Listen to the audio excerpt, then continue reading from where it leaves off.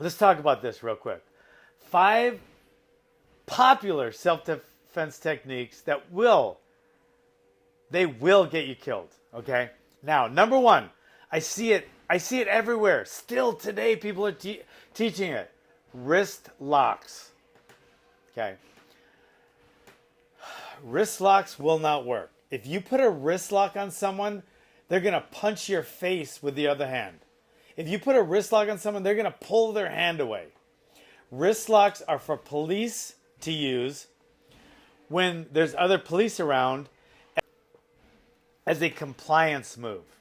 Okay? They're not made for the street. They're not going to, if you're a 95-pound Filipino nurse and some 250-pound guy's out of control in the ER and he's trying to punch her in the face, she's not going to ever get to use a wrist lock. Ever, ever, ever. Wrist locks will get you killed. In fact, I don't mean to trash on different martial arts, but most Aikido techniques are not made for the street. It's a beautiful art. It's a passive art. It's great for meditation and it's great for flowing movement, but it will not work in the street. Okay, unless you're Steven Seagal in the movies.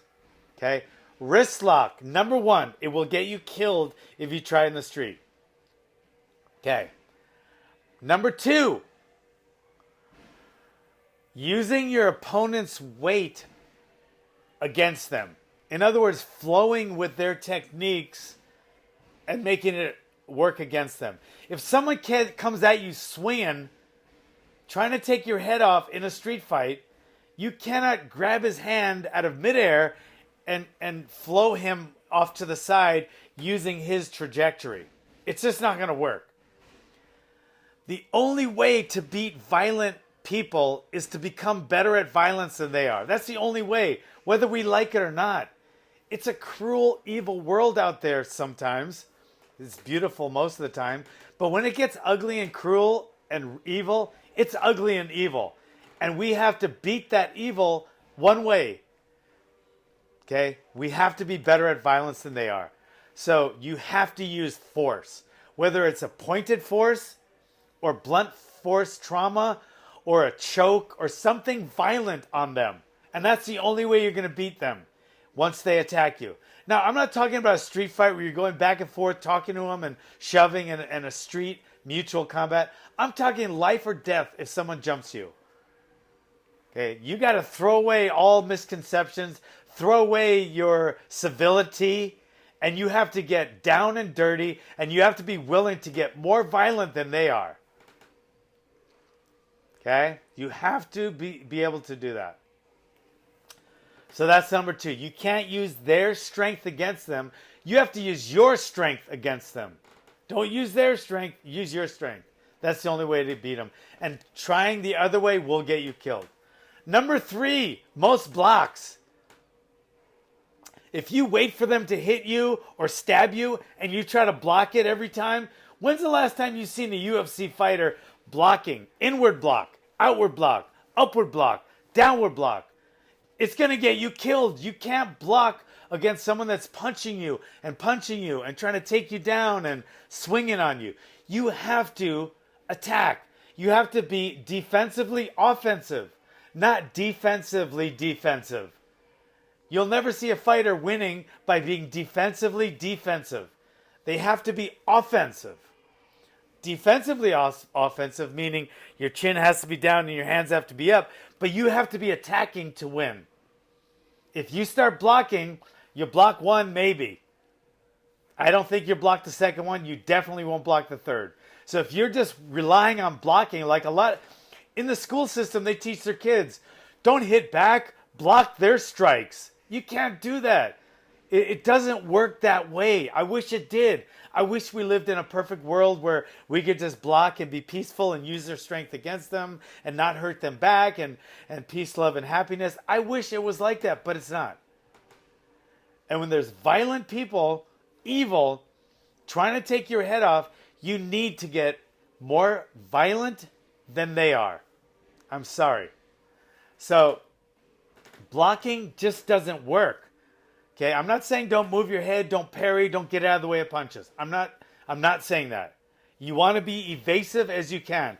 But if you stand there and try to block their stuff, you are going to get knocked the hell out. Okay? So, most blocks. Number 3, parry, don't block. Evasive, don't block. Okay? Number 4, groin kicks. Okay? Groin kicks, if they land, it's okay. It's good. But if I've heard so many people, especially women, say, I don't need to learn self-defense. I'm just going to kick him in the balls. That is an overwhelming misconception that women have, that they don't have to learn real self-defense because all they got to do is kick him in the balls. That will get you killed. Okay? Trying to attack the balls with a kick is going to get you killed. While someone's pummeling your face, choking you, trying to kill you, and you're trying to kick them in the balls. It's not going to work.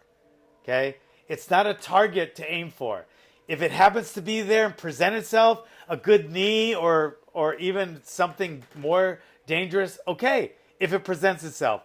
But if you go aiming for the balls while they're trying to punch you in the face, you're going to end up on the ground unconscious with somebody soccer kicking you until you lapse into a coma, which you wake up from 6 months later with a tracheostomy tube and you're attached to a ventilator while it's ringing. And you're just going to wake up thinking, I was trying to kick him in the balls.